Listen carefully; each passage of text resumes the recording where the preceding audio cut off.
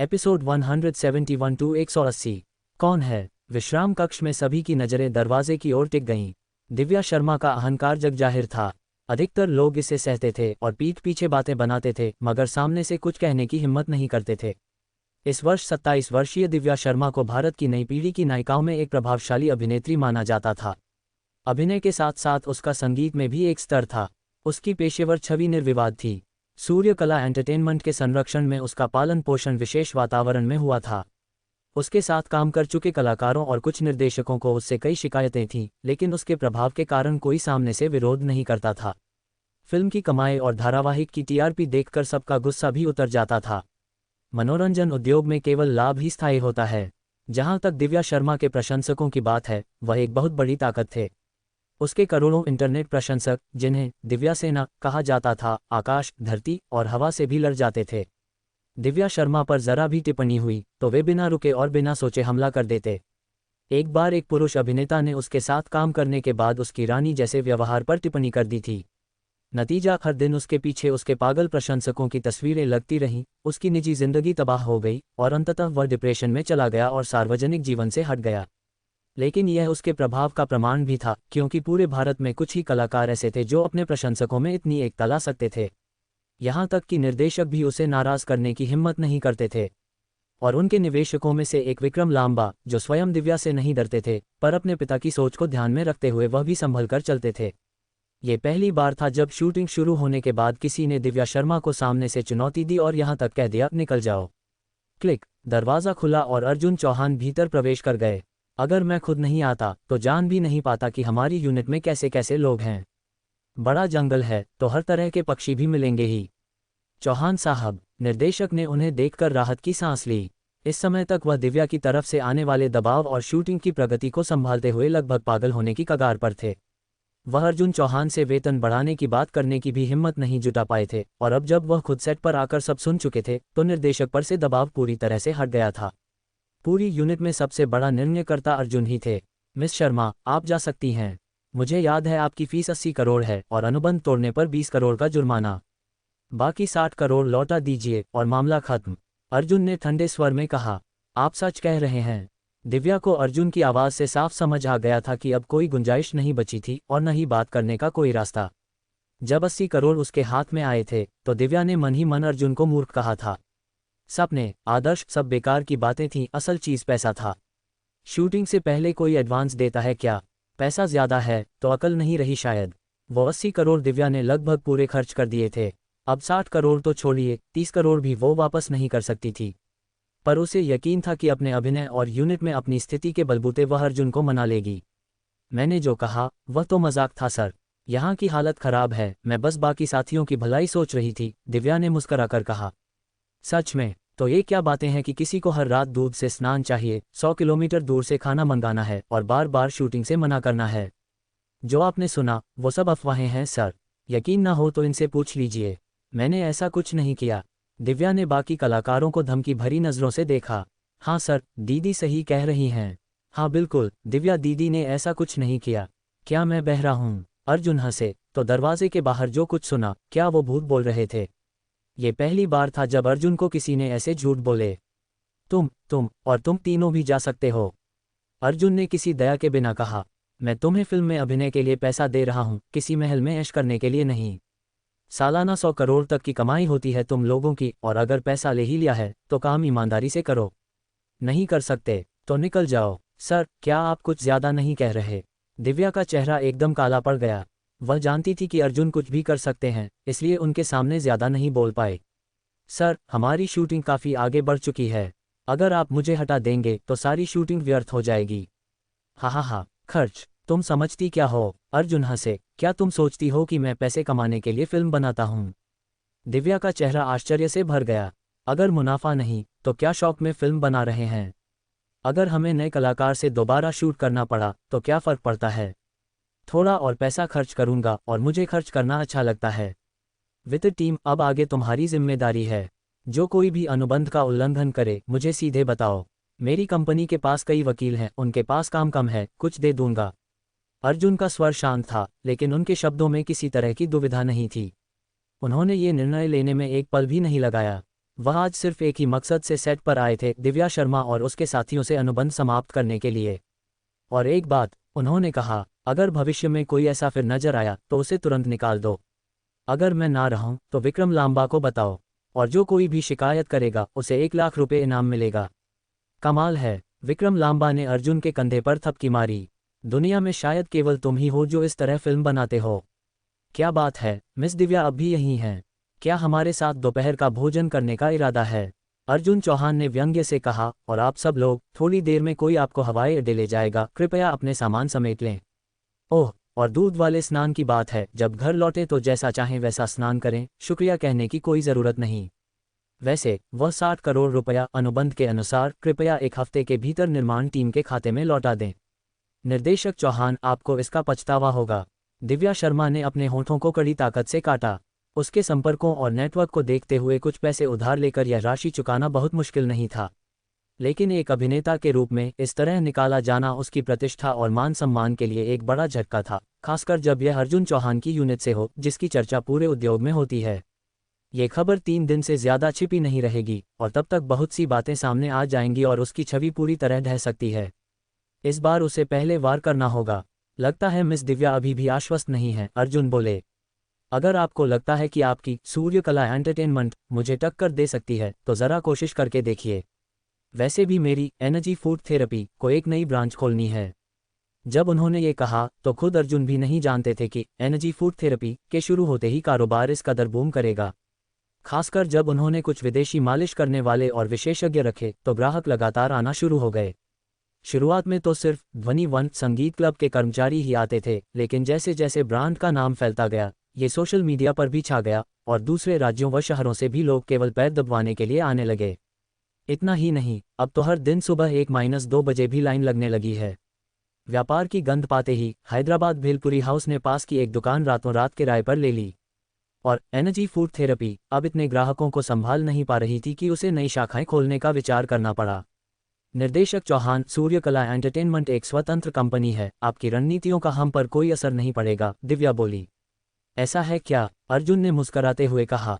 अगर आप ऐसा ही सोचती हैं तो मैं कुछ नहीं कर सकता, लेकिन एक सलाह दूंगा, सपने ज्यादा मत देखिए। जब मैं कुछ करने पर आता हूं तो वो बिल्कुल आसान नहीं होता। दिव्या ने अर्जुन की बात को कितना गंभीरता से लिया ये तो पता नहीं, लेकिन उसने इधर उधर देखा और फिर अपने साथियों के साथ विश्राम कक्ष से बाहर निकल गई। निर्देशक जी, पटकथा लेखक जी, नया अभिनेता खोजना आपके लिए झंझट भरा रहेगा, अर्जुन ने कहा। तब तक की अवधि में वेतन पहले की तरह मिलता रहेगा। कोई झंझट नहीं, बिल्कुल नहीं, निर्देशक और लेखक दोनों ने फौरन कहा। आखिरकार उनकी आय में 20% की बढ़ोतरी हो चुकी थी, ऐसे झंझट तो वे हर दिन झेलने को तैयार थे। और वो भी तब जब काम बंद होने पर भी वेतन मिल रहा हो, ऐसी नौकरी और कहाँ मिलेगी। इस 1 महीने का उपयोग यहाँ की व्यवस्था को सुधारने के लिए करना चाहिए। अर्जुन ने माना कि यहाँ की स्थिति थोड़ी कठिन थी। निर्देशक जी, इस समय हीटर की व्यवस्था कैसे हो रही है? छोटे जनरेटर लगे हैं, हीटर और इलेक्ट्रिक स्टोव से गर्मी मिल रही है, निर्देशक ने कहा। खाने का क्या? नज़दीकी शहर से बॉक्स में खाना आता है, सबसे ऊंचे स्तर का सेट मेन्यू है। नहीं, ये पर्याप्त नहीं है, अर्जुन ने हाथ फैलाते हुए कहा। होंग यादव, क्या 1 महीने में हीटिंग पाइपलाइन डलवा सकते हैं? हाँ, संभव है, होंग यादव ने कहा। सबसे नज़दीकी हीटिंग पाइपलाइन 120 किलोमीटर दूर है। पर्याप्त उपकरण और जनशक्ति लगाई जाए तो 1 महीने में हो सकता है। अनुमानित खर्च श्रम और सामग्री मिलाकर 120 करोड़ रुपये आएगा। कल से तैयारी शुरू कर दो।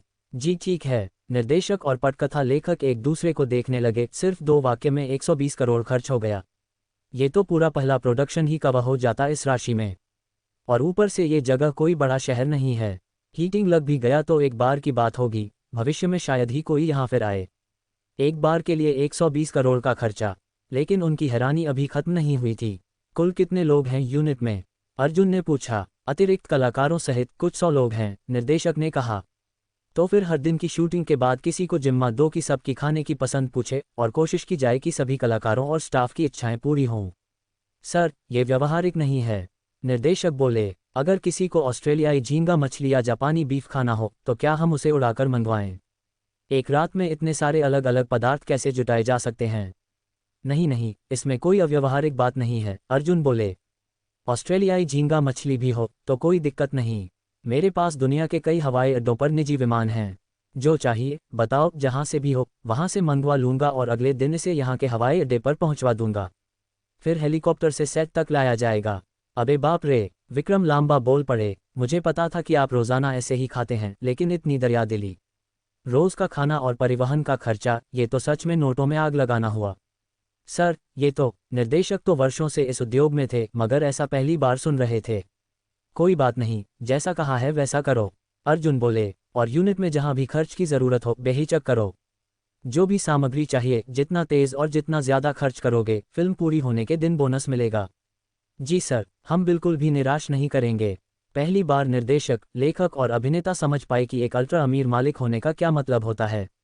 योजक चिन्ह योजक चिन्ह योजक चिन्ह। दोपहर बाद दिव्या शर्मा और बाकी लोग महान हिमाचल रेंज छोड़ चुके थे। रास्ते में दिव्या का सीना तेजी से उठ गिर रहा था। उसने अपने करियर में ऐसा व्यवहार कभी नहीं देखा था। बड़े बड़े निर्माता भी उससे सीधा पंगा लेने से डरते थे। उसका आत्मविश्वास सिर्फ अभिनय से नहीं था, बल्कि भारतीय फिल्म एवं दूरदर्शन संस्थान के स्टार वर्ग से था, जहां उसका चयन हुआ था। जहां दाखिला मिलते ही लोगों की किस्मत बदल जाती थी, और उसका शिक्षक तो फिल्म उद्योग का दिग्गज था। वे शिक्षक भले ही कारोबारी ना हो, मगर उन्होंने जो फिल्मी सितारे गढ़े थे, उनकी वजह से उनकी शक्ति मनोरंजन जगत के किसी सीईओ से भी ज्यादा थी। और दिव्या उन्हीं में से एक सबसे प्रिय छात्रा थी। इसलिए सूर्य कला एंटरटेनमेंट का प्रमुख भी उससे डरता था। क्या अर्जुन चौहान ने यूनिट को इतनी सुविधाएं दी हैं? दूसरी ओर दिव्या को जब हीटिंग सिस्टम और खाने की विशेष व्यवस्था की खबर मिली तो उसका खून खौल गया। काश वह इतनी जल्दी न करती तो ये सुविधाएं उसे भी मिलती। मगर उसने खुद को नहीं कोसा, बल्कि सारी नफरत अर्जुन पर निकालने लगी। उसे लगा कि ये सब कुछ उसी को नीचा दिखाने के लिए किया गया है। ये सोचते हुए वह भीतर तक आहत हो गई। उसने तुरंत अपना फैन ग्रुप चैट खोला और वहां अर्जुन चौहान के खिलाफ जहर उगलना शुरू कर दिया। अंत में उसने अपने शिक्षक को फ़ोन लगाया। अरे दिव्या, आज अचानक इस बूढ़े आदमी को कैसे याद किया? फ़ोन के उस पार एक बुजुर्ग की हैरानी भरी आवाज़ आई। गुरुजी, आपकी शिष्या को बहुत बड़ा अपमान सहना पड़ा है। आप ही हैं जिससे मुझे न्याय की उम्मीद है। ठीक है, जब तुम्हारा स्नातक संगीत कार्यक्रम खत्म हो जाएगा, मैं गुशु आऊँगा तुम्हें लेने। इस नववर्ष पर तुम्हें मेरे घर आना होगा। घर पहुंचते ही अर्जुन चौहान स्वाभाविक रूप से लावण्या शर्मा से वीडियो कॉल पर बात करने लगे। चिंता मत करो, मेरी कोई और मंशा नहीं है। बस डर है कि लंबी रातों में तुम अकेली और ठंडी महसूस न करो। ठंड मेरे सिर पर। लावण्या को अचानक कुछ समझ आ गया, शायद जो हो सकता है, और उसका चेहरा गुलाबी हो गया। किसने कहा कि मैं नववर्ष तुम्हारे घर बिताने वाली हूँ? अगर तुम्हारे माता पिता से भी मिलना पड़े तो? मुझे डर है कि वे मुझे पसंद नहीं करेंगे। अगर तुम यहाँ नहीं आओगी तो कहाँ जाओगी? अर्जुन हंसते हुए बोले, क्या तुम अपने पापा के अस्पताल जाकर जुआ के देवता बनने का नाटक करोगी? वो अस्पताल अब लगभग लावण्या के पिताजी का निजी अस्पताल बन चुका था। लगता है वह सच में पागल हो गए थे। विशेषज्ञों की टीम भी उनका इलाज नहीं कर सकी।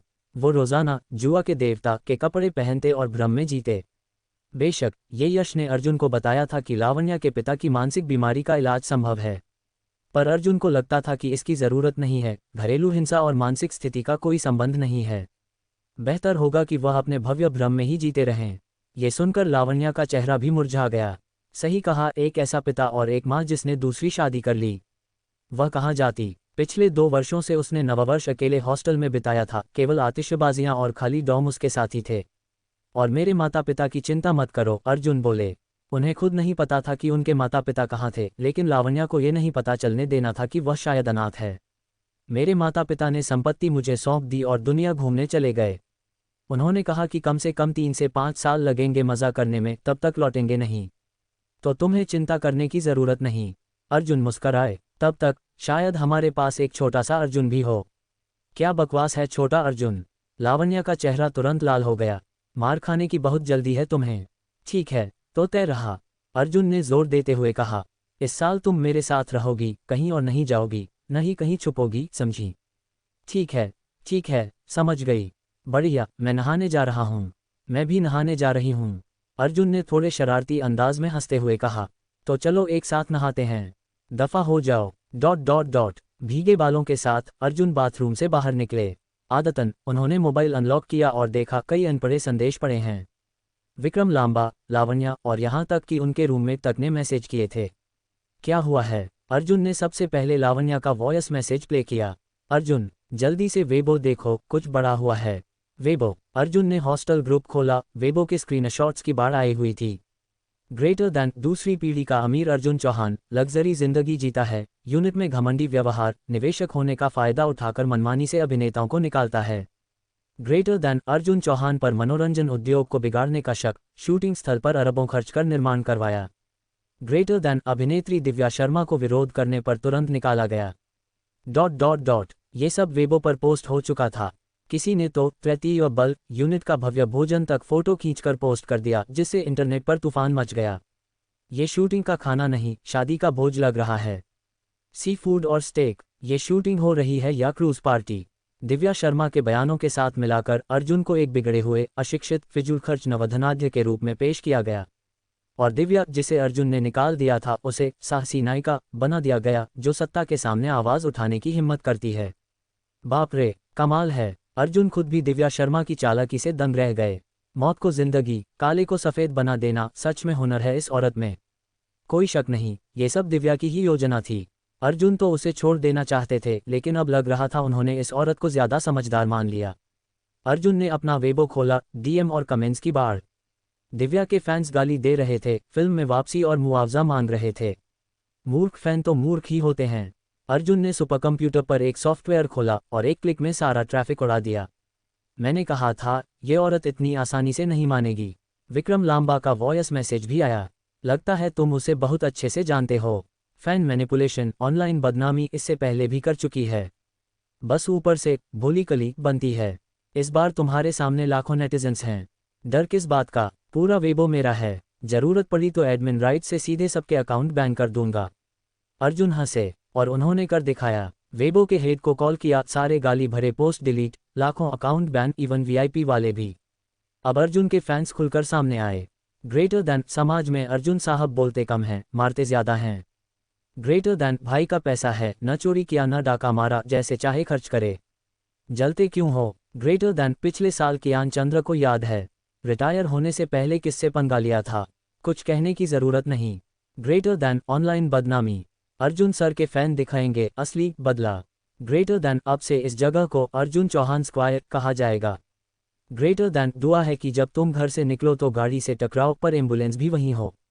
ग्रेटर दैन दुआ है कि अंत में तुम्हारे शरीर से 2 शिवलिंग जैसे शरीराव निकलें। ग्रेटर दैन दुआ है कि तुम्हारा बीमा समय पर क्लेम हो जाए।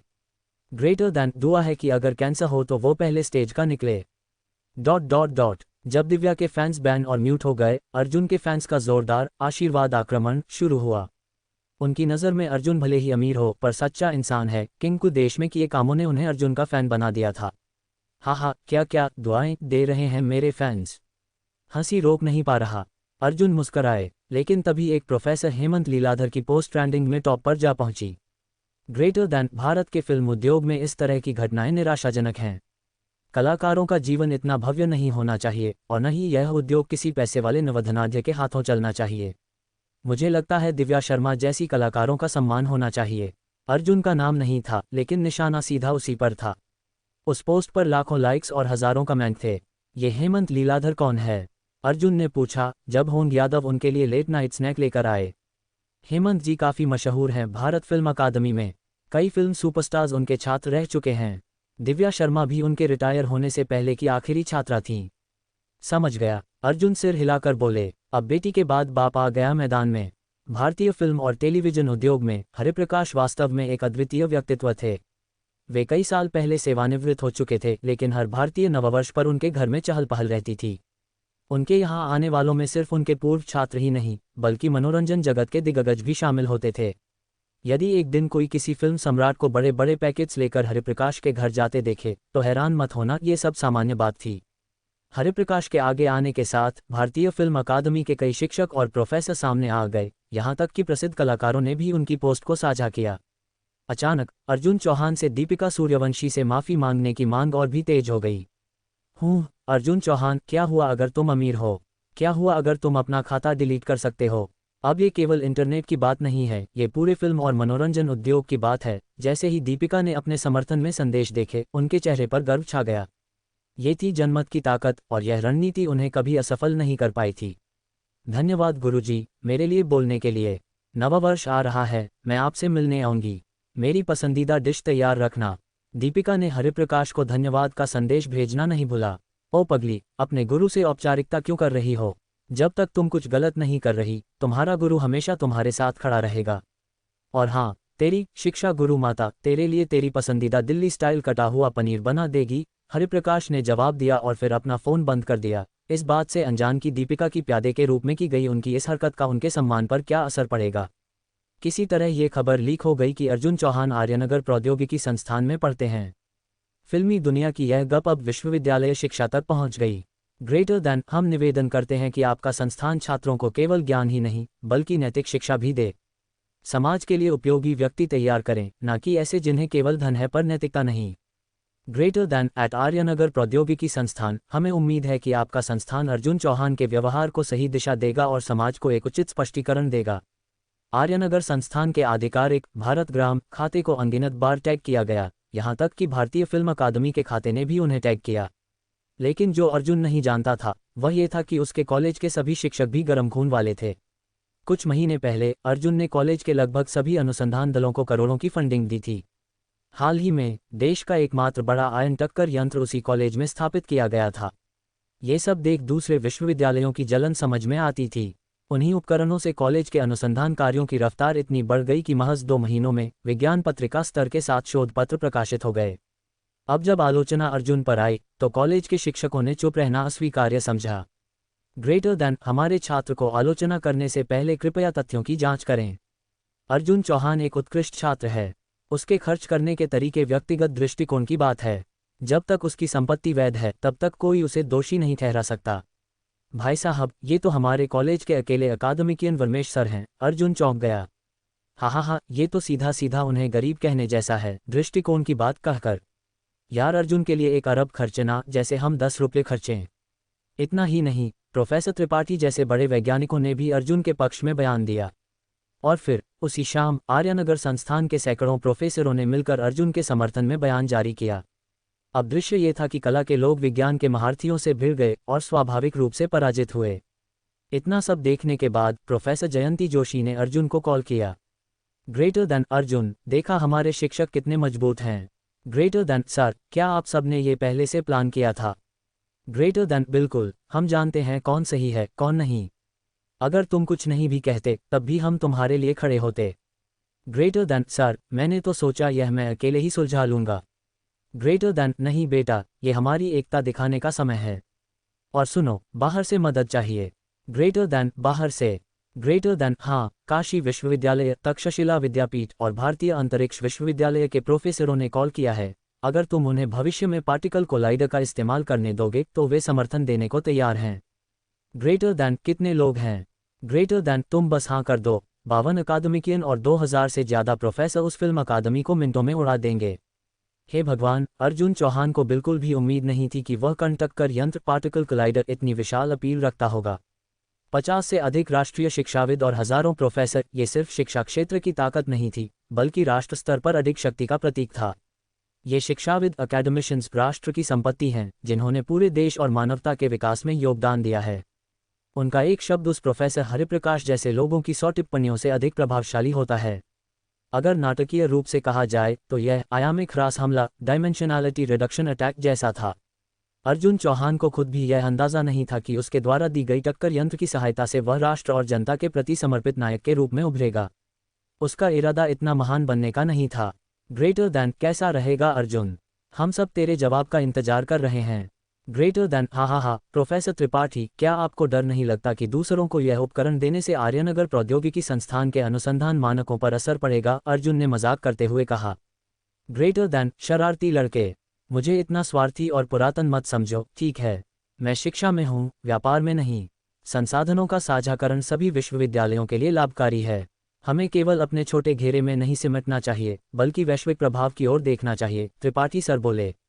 सच में, वैश्विक स्तर पर टक्कर यंत्र रखने वाले संस्थानों की संख्या उंगलियों पर गिनी जा सकती है और आर्यनगर प्रौद्योगिकी संस्थान उनमें से एक था। ये भारत की शिक्षा और अनुसंधान के लिए अत्यंत महत्वपूर्ण था। ग्रेटर दैन बिल्कुल, वे तब उपयोग कर सकते हैं जब हम अपने प्रयोग पूरे कर लें। और फीस की बात तो है ही, मुफ्त में थोड़ी न देंगे। अर्जुन को उम्मीद नहीं थी कि ऐसे परिष्कृत व्यक्ति त्रिपाठी सर भी मुफ्तखोरी जैसे शब्द का इस्तेमाल करेंगे। जो कह रहे थे कि वे व्यापार में नहीं हैं, वो अब साफ तौर पर दूसरे विश्वविद्यालयों से पैसे कमाने की योजना बना रहे थे। ग्रेटर दैन, तो चलिए जैसा आप कहें वैसा ही करें। अर्जुन हंस पड़ा और अब वह देखना चाहता था कि दीपिका सूर्यवंशी इस शक्तिशाली समर्थन के सामने क्या कर सकती है। ग्रेटर दैन, हा, बहुत अच्छा, मैं तुरंत उनसे बात करता हूँ। त्रिपाठी बोले, जो पैसे वे टक्कर यंत्र किराए पर लेने के लिए देंगे वह हमारे अनुसंधान समूह के लिए पर्याप्त फंडिंग हो जाएगी। असल में टक्कर यंत्र अर्जुन ने त्रिपाठी के अनुसंधान समूह को सौंपा था। स्कूल उस आय का हिस्सा रखेगा, लेकिन बाकी पैसा त्रिपाठी को मिलेगा, जो पहले कंपनियों से याचना करके मुश्किल से फंड जुटाते थे। जल्द ही इंटरनेट पर अर्जुन चौहान के समर्थन में नई लहर दौड़ पड़ी। चौंकाने वाली बात यह थी कि समर्थन देने वालों की उपाधियां बेहद प्रभावशाली थीं। गंगा सम्मानित विद्वान, 100 प्रतिभा योजना के सदस्य और कई शिक्षाविद एक साथ सामने आए। लोगों ने नोट किया कि ये वरिष्ठ वैज्ञानिक और शिक्षाविद, जो आमतौर पर प्रयोगशालाओं में छिपे रहते थे, उन्होंने जैसे एक ही समय पर सामूहिक रूप से सोशल मीडिया पर पोस्ट करना शुरू कर दिया। कुछ ने ये भी पाया कि इन प्रोफेसरों में से कुछ ने उसी दिन सोशल मीडिया पर खाता बनाया था और उनकी पहली पोस्ट अर्जुन के समर्थन में थी।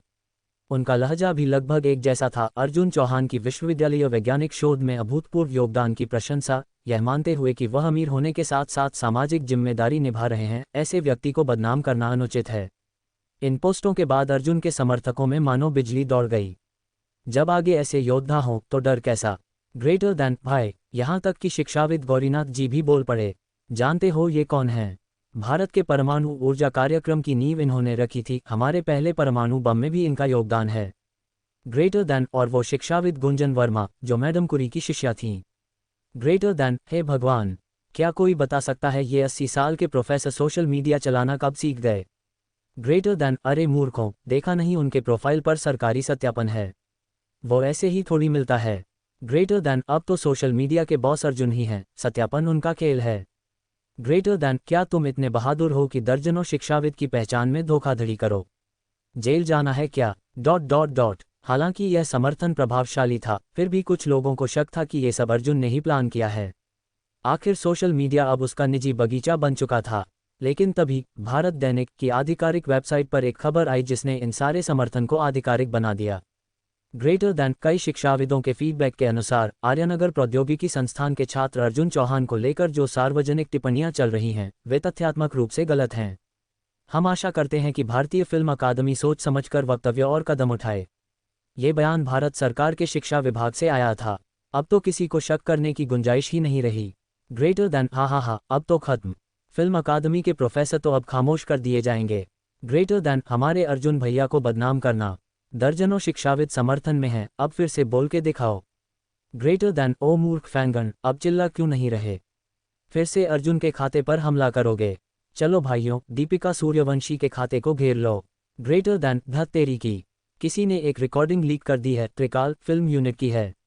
ग्रेटर दैन, क्या बकवास, 80 करोड़ पहले ही लिए और ऊपर से और पैसा मांग रही है। ग्रेटर दैन, दूध से नहाने की बात कर रही थी। मैं तेरी माँ को दूध से नहाऊं? हमारे अर्जुन भैया पर कीचड़ उछालना चाहती है। मौत मांग रही है क्या? ग्रेटर दैन, कचरा औरत, अब समझ में आया। ग्रेटर दैन एट भारतीय फिल्म अकादमी, अपने शिक्षकों और छात्रों को संभालो, अब और तमाशा मत बनाओ। ग्रेटर दैन, आर्यनगर प्रौद्योगिकी संस्थान, अभी किसने हमें टैग किया था? मैं टॉयलेट गया था, देख नहीं पाया। ग्रेटर दैन, हा, क्या पंचलाइन है। सामाजिक दबाव में दीपिका के समर्थक पूरी तरह खामोश हो गए। यहां तक कि भारतीय फिल्म अकादमी ने भी कोई और बयान जारी नहीं किया, केवल एक नोटिस जारी किया कि वे इस मामले की गहराई से जांच करेंगे और समाज को जवाब देंगे। इस बार दीपिका सूर्यवंशी की वर्षों की बनाई छवि एक ही रात में बिखर गई, और इस घोटाले की गंभीरता को देखते हुए शायद अब उसे कोई भी फिल्म काम फिर कभी नहीं मिलेगा। ग्रेटर दैन, एक जवाब, एक ऐसे छात्र के लिए जो पहले ही स्नातक हो चुका है। क्या आप उसे निष्कासित भी कर सकते हैं? अर्जुन खुद से बड़बड़ाया, लेकिन अपने कर्मों का फल तो भुगतना ही पड़ता है। उसे ये भी पता चला था कि दीपिका ने एक पुरुष अभिनेता को अवसाद तक पहुंचाया था। वह कोई मसीहा नहीं था, लेकिन उसे लगा कि उसकी सजा अभी भी कम है। ऐसे लोगों को मिटा देना ही सही है। ग्रेटर दैन, होंगिता, क्या तुम्हारे पास यमुनापुरी फिल्म अकादमी के प्रधानाचार्य का नंबर है? ग्रेटर दैन, हाँ है, क्यों? ग्रेटर दैन, सुना है भारतीय फिल्म अकादमी और यमुनापुरी अकादमी में हमेशा प्रतिस्पर्धा रही है। दुश्मन का दुश्मन मेरा मित्र होता है, और जब ये फिल्म जगत इतना सड़ चुका है तो शायद शिक्षा में ही खोट है। मैं सोच रहा हूँ उन्हें एक बड़ी राशि दान करूँ ताकि कुछ सच्चे कलाकार तैयार हो सके, न कि केवल झगड़ा करने वाले अभिनेताओं की भीड़। यमुनापुरी फिल्म एवं टेलीविजन अकादमी के अध्यक्ष शुभम पांडे के घर पर वह आराम की योजना बना रहे थे। उन्हें उम्मीद नहीं थी कि रात को इतनी गंभीर स्थिति उत्पन्न हो जाएगी। आखिरकार वह फिल्म और टेलीविजन शिक्षा जगत से जुड़े थे और इस मुद्दे की गंभीरता को लेकर उनका ध्यान स्वतः ही बढ़ गया। सुनिए जी, ये दीपिका सूर्यवंशी वाला मामला दिन ब दिन गंभीर होता जा रहा है। अब तो हमारे देश के वैज्ञानिक शोध में लगे शिक्षाविद तक इसमें रुचि ले रहे हैं।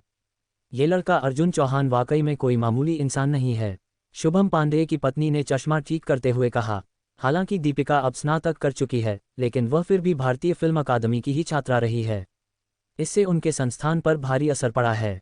बिल्कुल सही कहा, वह हरिप्रकाश तो अपने छात्र के पक्ष में खड़ा होकर अब खुद ही फंस गया है, अध्यक्ष शुभम ने लंबी सांस लेते हुए कहा।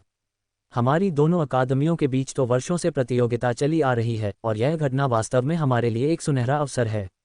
ये बात शुभम पांडे के स्वार्थी होने की नहीं थी। हर वर्ष शैक्षिकी संसाधनों की मात्रा सीमित होती है। औपचारिकता अपनी जगह है, लेकिन वास्तविकता यह है कि हर संस्थान चाहता है कि वह अधिक होनहार छात्रों को आकर्षित करे और अधिक संसाधनों के लिए प्रतिस्पर्धा कर सके। किसी स्कूल की शक्ति और समाज में प्रभाव उसका सबसे बड़ा मूल्यांकन होता है। हम यमुनापुरी फिल्म एवं टेलीविजन अकादमी वालों को वर्षों से उनके द्वारा दबाया जा रहा है। यह मौका हमारे लिए वरदान है, हमें इसका पूर्ण उपयोग करना चाहिए, शुभम पांडे ने कहा। भविष्य में हमारे संस्थान को वैचारिक शिक्षा पर भी ध्यान देना होगा। छात्रों को पेशेवर पाठ्यक्रम में श्रेष्ठता के साथ साथ वैचारिक रूप से भी सशक्त बनाना होगा। हमें अपने शिक्षकों की प्रणाली में भी सुधार लाना चाहिए। सुनिए, फोन आ रहा है। उनकी पत्नी ने मोबाइल उनके हाथ में थमाया। कौन है? पता नहीं, कोई अनजान नंबर है। ओह, शुभम पांडे ने फोन उठाया। नमस्ते, मैं शुभम पांडे बोल रहा हूँ। कृपया बताएं, कौन? नमस्ते अध्यक्ष जी, मैं अर्जुन चौहान बोल रहा हूँ। अर्जुन चौहान? शुभम पांडे इतनी जोर से चौंके कि एकदम सीधा बैठ गए। क्या उनके संस्थान का कोई व्यक्ति भी अर्जुन को भड़का चुका था? क्या अब अर्जुन उनसे बदला लेने आ रहा है? आप किस लिए फोन कर रहे हैं? शुभम ने सावधानीपूर्वक पूछा। अध्यक्ष जी, घबराए मत, मैं किसी परेशानी के लिए नहीं आया हूँ। ये सुनते ही शुभम ने राहत की सांस ली। तो फिर आप? बात दरअसल यह है, जैसा कि आप जानते हैं, मैंने शिक्षा क्षेत्र में कई बार दान दिए हैं, लेकिन ज्यादातर विश्वविद्यालयों को जिनका शोध क्षेत्र विज्ञान रहा है, कला संस्थानों को मैंने अब तक कभी दान नहीं दिया। विशेषकर दीपिका जैसे पतित लोगों के प्रकट होने के बाद मुझे यह महसूस हुआ कि कला संस्थानों में शिक्षा को और मजबूत करना जरूरी है। आपका क्या अभिप्राय है? देखिए, शिक्षा के क्षेत्र में धन की आवश्यकता सदैव रहती है। मैं यमुनापुरी फिल्म एवं टेलीविजन अकादमी को एक बड़ी राशि दान देना चाहता हूं, जिससे आपके संस्थान का विकास हो सके। मुझे पता है कि कला का क्षेत्र चुनना एक कठिन राह है और यह महंगा भी होता है। कई प्रतिभाशाली छात्र वित्तीय अभाव के कारण पीछे रह जाते हैं और ऐसे छात्रों की मानसिकता बेहद दृढ़ होती है। मैं मानता हूं कि उन्हें मदद की ज़रूरत है। यह मानिए कि मैं भारतीय फिल्म एवं टेलीविजन जगत के लिए श्रेष्ठ प्रतिभा का बीज बो रहा हूं। ये सुनकर शुभम पांडे अत्यंत उत्साहित हो गए। उनके संस्थान में पहले भी एक फाउंडेशन था जो सफल पूर्व छात्रों के दान से शुरू हुआ था और जिसकी सहायता से कई निर्धन लेकिन प्रतिभाशाली छात्रों को छात्रवृत्ति दी जाती थी। लेकिन हाल के वर्षों में उस फाउंडेशन का कोष लगभग समाप्त हो चुका था और यही बात पांडे को चिंता में डाल रही थी। अर्जुन? मैं आपको अर्जुन कह सकता हूं ना? बिल्कुल, आप तो मेरे वरिष्ठ हैं अध्यक्ष जी। तो बात यह है, मैं दान की राशि जानना चाहूंगा ताकि हम योजना बना सकें। शुरुआत करते हैं 1000 करोड़ भारतीय मुद्रा से। 1000 करोड़? आप मजाक कर रहे हैं क्या? शुभम पांडे के मुंह खुले रह गए। जब उनका फाउंडेशन शुरू हुआ था तब उसके पास सिर्फ 20 करोड़ की राशि थी। क्या कम है? अगर जरूरत हो तो और बढ़ा सकता हूँ। नहीं, बिल्कुल पर्याप्त है। 50 करोड़ मिलने से भी पांडे की झुर्रियाँ खुशी से खींच जाती। लेकिन मैं चाहता हूँ कि आप इस फाउंडेशन की स्थापना कल ही कर दें। नाम क्या रखें, यह आपकी मर्जी है। 10 मिनट पहले ही मैंने ये राशि स्कूल के खाते में ट्रांसफ़र कर दी है। आप चाहें तो कल देख सकते हैं। इतनी जल्दी? शुभम पांडे अर्जुन के काम करने के तरीके से चकित रह गए। और एक बात अध्यक्ष जी। जी कहिए। अगर भारतीय फिल्म अकादमी का अध्यक्ष आपसे इस फंड के बारे में पूछे तो कहिए कि ये दान मैंने दिया है। अगर वह पूछे कि मैंने उन्हें क्यों नहीं दिया तो कहिए क्योंकि वे इसके योग्य नहीं हैं। ये सुनकर शुभम पांडे सब समझ गए। अर्जुन का ये कार्य निस्वार्थ दान नहीं था, बल्कि मनोवैज्ञानिक चाल थी। अगर उनके स्कूल को इतनी बड़ी राशि मिली तो भारतीय फिल्म अकादमी निश्चित ही बेचैन हो जाएगी और अर्जुन की यह बात उनके लिए सीधे दिल पर वार होगी।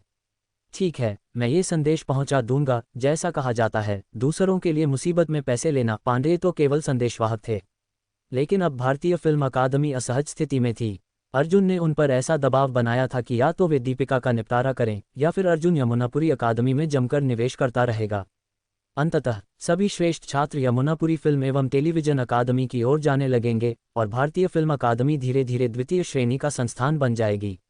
योजक चिन्ह योजक चिन्ह योजक चिन्ह। अगले दिन, जैसा कि अर्जुन ने कहा था, यमुनापुरी फिल्म एवं टेलीविजन अकादमी ने अपनी वेबसाइट पर नई अर्जुन फाउंडेशन की घोषणा की। दाता का नाम अर्जुन चौहान। दान की राशि 1000 करोड़ रुपए। पूरे भारत में बहुत से लोग स्कूलों को दान देते हैं, लेकिन इतनी बड़ी राशि आज तक कभी नहीं दी गई थी। ये खबर तुरंत फैल गई। ग्रेटर दैन अर्जुन भैया ने यमुनापुरी को दान दे दिया।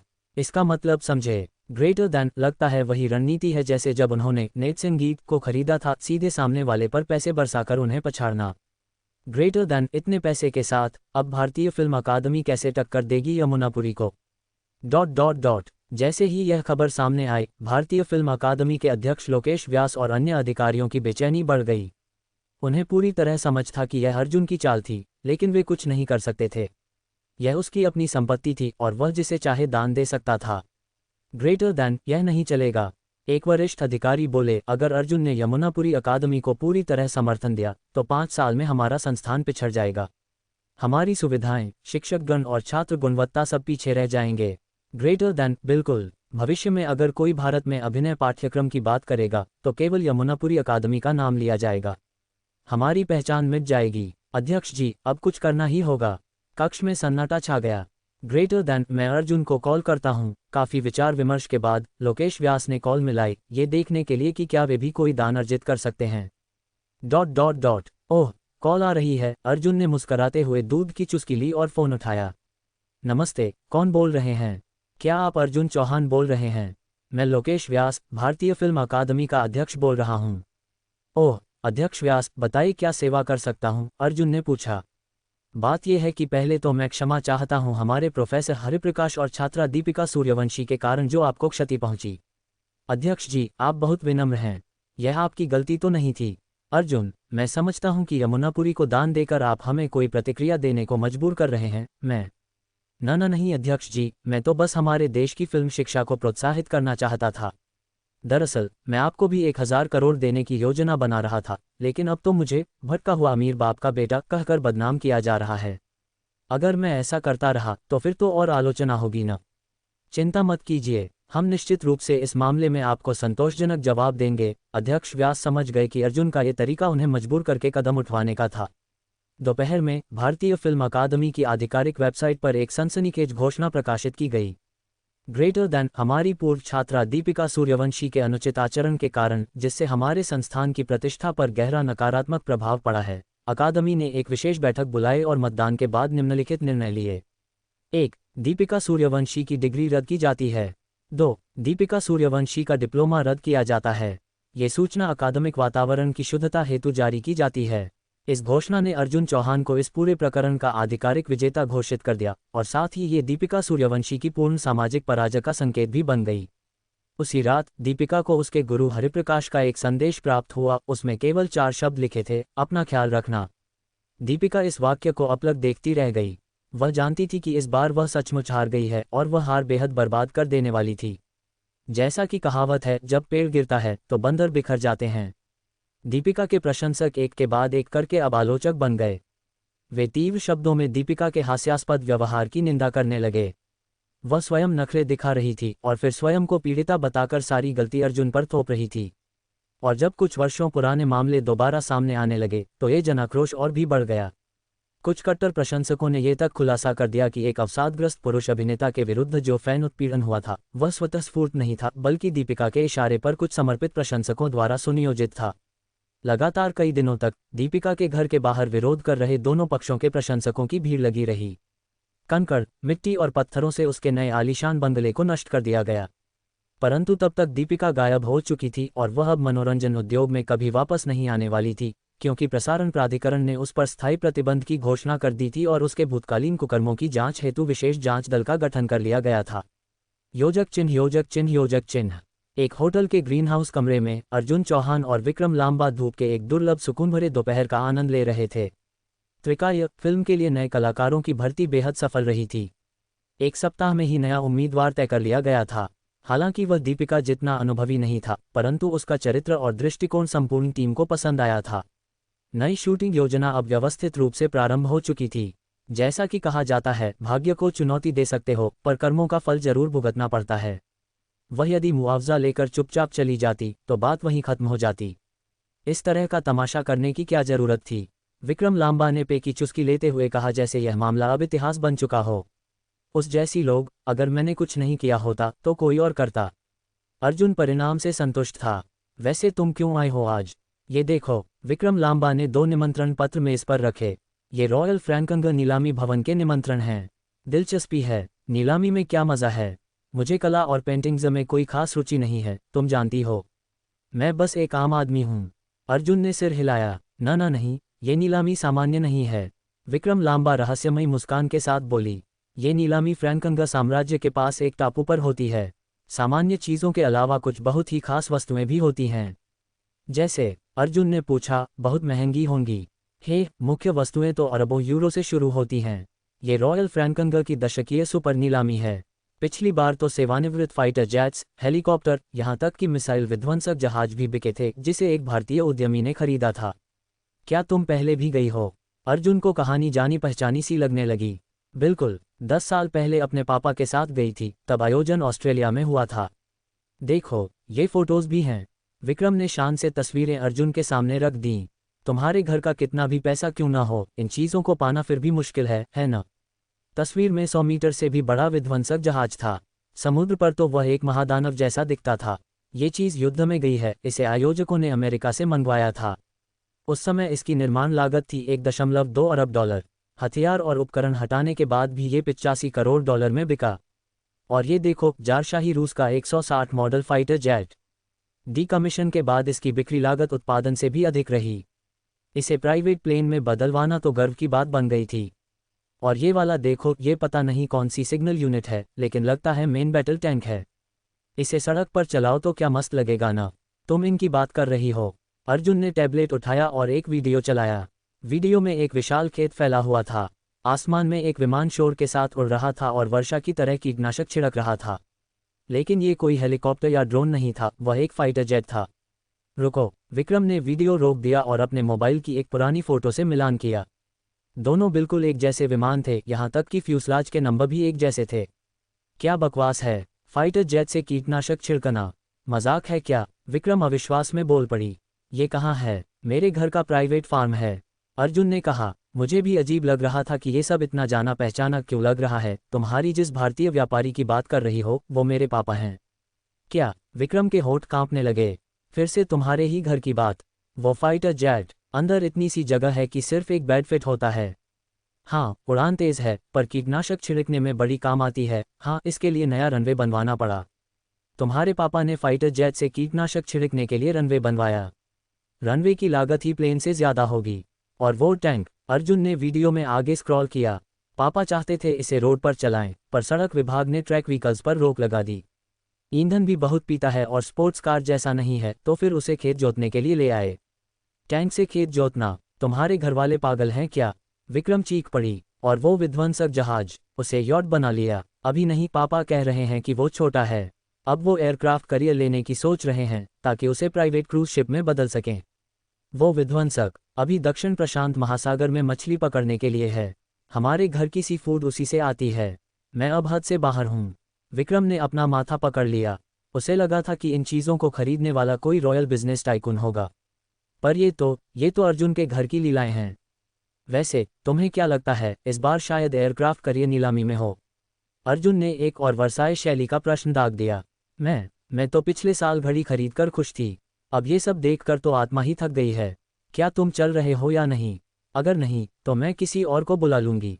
विक्रम लांबा अब और बर्दाश्त नहीं कर सकता था अर्जुन चौहान की बातों को। इससे ज़्यादा बातचीत होती तो वह कह बैठता कि टेराकोटा सेना भी अर्जुन के घरवालों ने बनाई थी। बिल्कुल चल रहा हूँ, क्यों नहीं? अर्जुन ने 2 टिकट झपट लिए। जहाँ भी पैसा उड़ाना हो वहाँ मैं जरूर होता हूँ। हे, तो फिर अपनी प्राइवेट जेट ले लेना।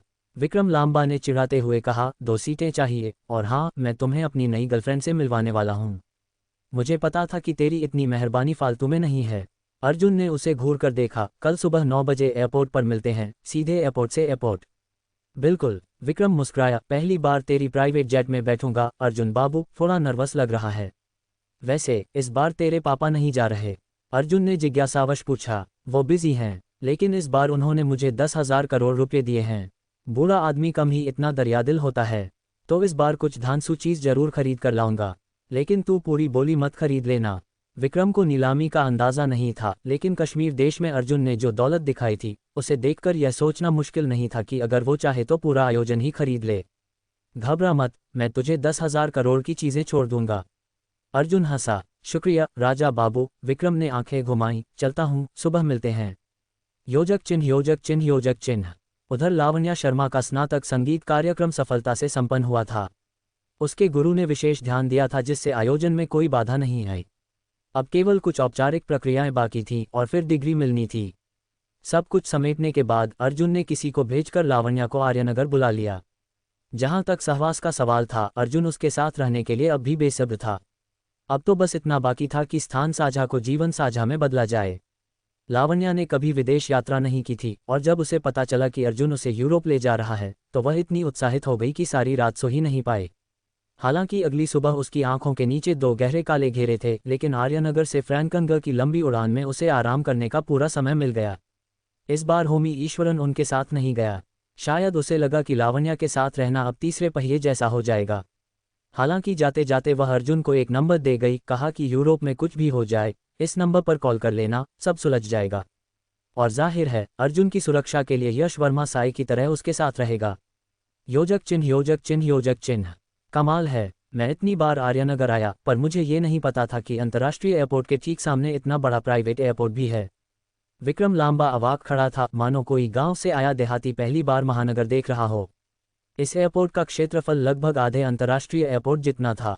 अगर वह गलत नहीं था, तो यहाँ खड़े दर्जनों जहाज अर्जुन के निजी विमानों में से थे। उसकी नई गर्लफ्रेंड तो और भी स्तब्ध थी। विक्रम को अमीर समझा जाता था, पर अर्जुन की दौलत कल्पनाओं से परे थी। उसने कभी सोचा भी नहीं था कि कोई इतना अमीर हो सकता है। श्रीमान अर्जुन, क्या ये सारे प्लेन आपके हैं? उस इंटरनेट सितारे जैसी सुंदरता वाली लड़की ने पूछा। हाँ, पर आज तो कम है, अर्जुन ने कहा। ये ज़्यादातर दुनिया भर से सामान ढोने के लिए इस्तेमाल होते हैं। मैं अब यूरोप जा रहा हूँ, तो इन्हें छुट्टी दे दी। अभी शायद कुल संख्या का 1/3 भी नहीं है।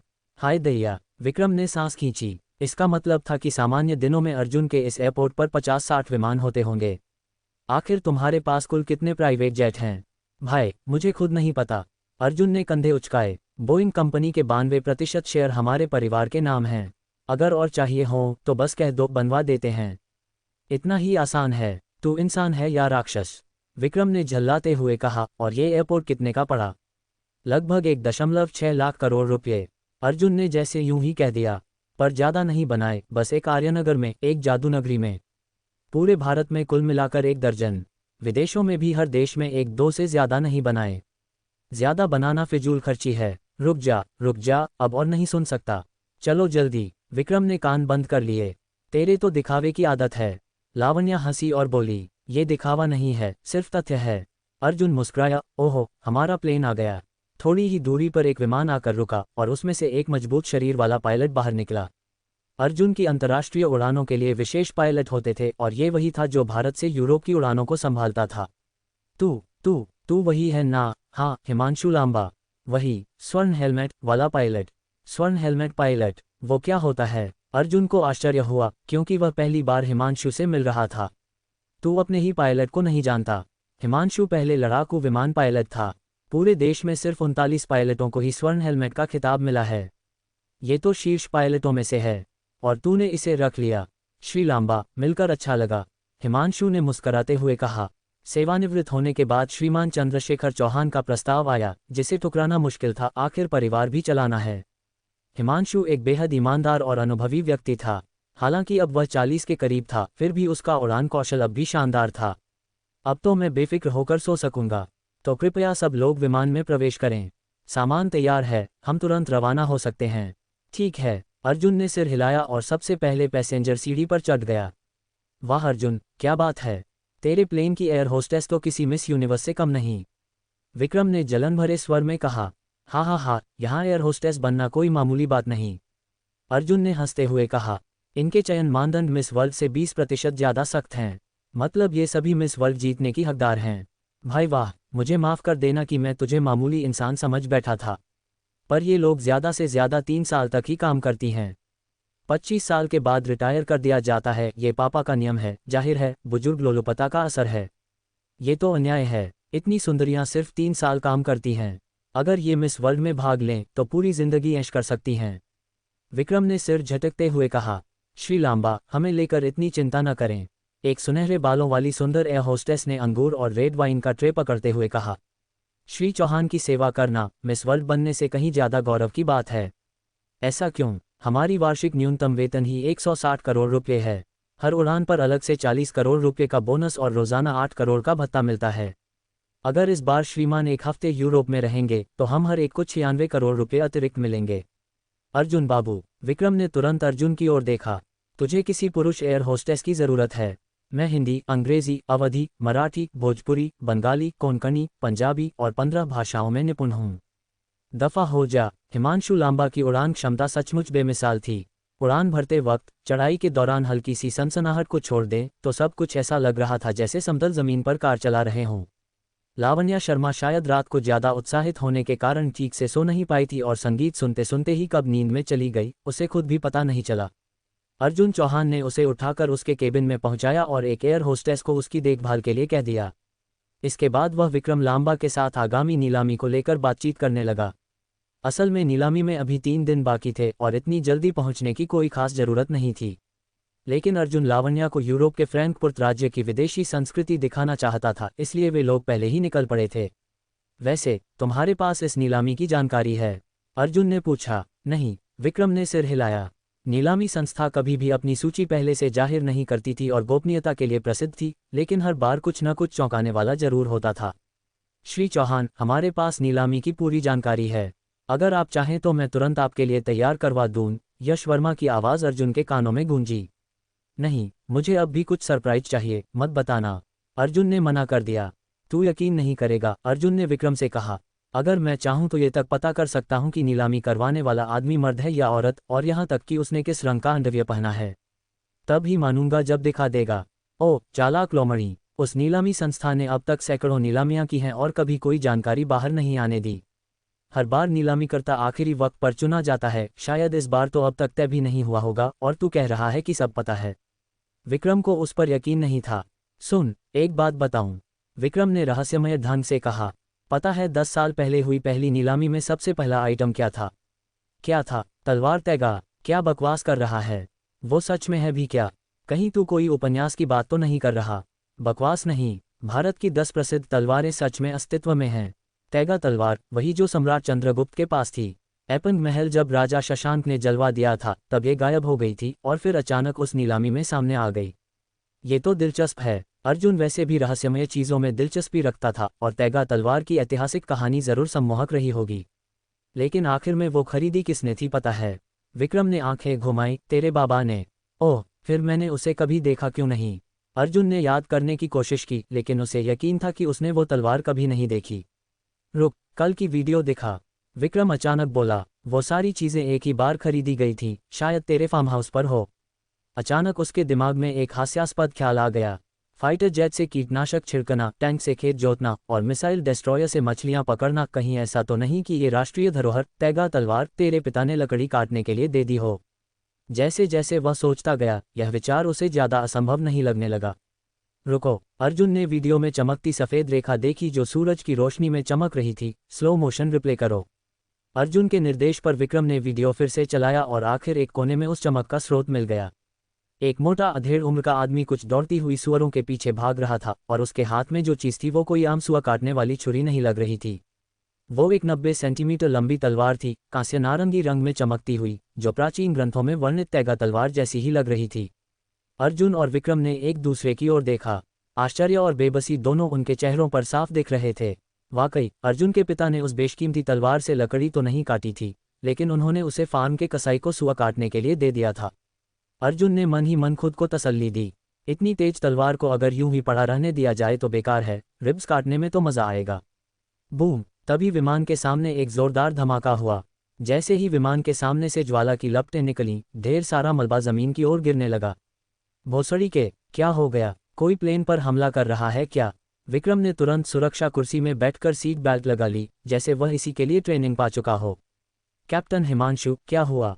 अर्जुन ने तुरंत विमान के इंटरकॉम से पूछा। उसे यकीन था कि हिमांशु जैसा पायलट ऐसी मुसीबत से जरूर बचा लेगा। श्रीमान, सामने तेज धमाका हुआ है, ऐसा लग रहा है कि कोई मिसाइल थी। गति इतनी ज्यादा थी कि हिमांशु जैसे अनुभवी पायलट की भी ईगल आई से कुछ साफ नहीं दिखा। क्या मिसाइल? वाकई हमला कर रहे हैं? विक्रम चिल्लाया, मैंने तो कोई गुनाह नहीं किया हाल ही में। तू ही सारा दिखावा करता है, तुझी पर निशाना है। चुप कर, अर्जुन ने कहा। कैप्टन, क्या आप सुनिश्चित हैं? काफी हद तक। धमाके और आग की लपटें साफ थीं, लेकिन अजीब बात यह है कि प्लेन को कुछ हुआ ही नहीं। सामान्यतः शरापनेल भी न लगे तो भी ब्लास्ट वेव से झटका लगता, पर यहाँ कुछ नहीं। यश वर्मा, क्या ये तुम थे? अगर ये वाकई मिसाइल थी तो यही एक संभावित उत्तर हो सकता था। यश वर्मा ने उसे रोका। हाँ श्रीमान चौहान, यश ने उत्तर दिया। ये मुरिको देश की एक स्वदेशी विकसित एयर टू एयर मिसाइल लग रही है। इसकी ताकत हमारे पुराने मॉडल जैसी है, लेकिन अगर ये लग जाती तो प्लेन टुकड़े टुकड़े हो जाता। तुम सच में कमाल हो। अर्जुन ने मन ही मन प्रशंसा की। क्या वाकई उसने अपने नग्न हाथों से मिसाइल पकड़ ली? क्या कोई इंसान ऐसा कर सकता है? कैप्टन हिमांशु, पास में ही मंडराते रहो जब तक मैं स्थिति साफ नहीं कर लेता। ठीक है श्रीमान। चून की सामने की स्थिति अस्पष्ट थी और हवाई मार्ग भी सख्त थे, इसलिए वे केवल हवा में चक्कर काट सकते थे। यश, जाकर पता लगाओ कि क्या हो रहा है। जल्दी करो और दूसरी मिसाइल मत आने देना, मैं एक और झटका नहीं झेल सकता। चिंता न करें श्रीमान, कुछ नहीं होगा। यश की आवाज़ फिर धीमी होती गई और किसी ने उसका अस्तित्व भी नहीं महसूस किया। क्या हुआ? अभी क्या धमाका हुआ था? तभी लावण्या नींद से जाग गई। आंखें मलते हुए अपने कमरे से बाहर निकली। सिर्फ कुछ सेकंड में यश वापस लौट आया और सारी जानकारी अर्जुन को दे दी। ओह, कोई खास बात नहीं है, अर्जुन ने ऐसे कहा जैसे कुछ तुच्छ बात हो। यूरोप में दो देशों के बीच तेल के भंडार को लेकर विवाद चल रहा है। अब उन्होंने लड़ाई छेड़ दी। सामने दो फाइटर जेट स्क्वाड्रन एक दूसरे से भिड़ गए हैं।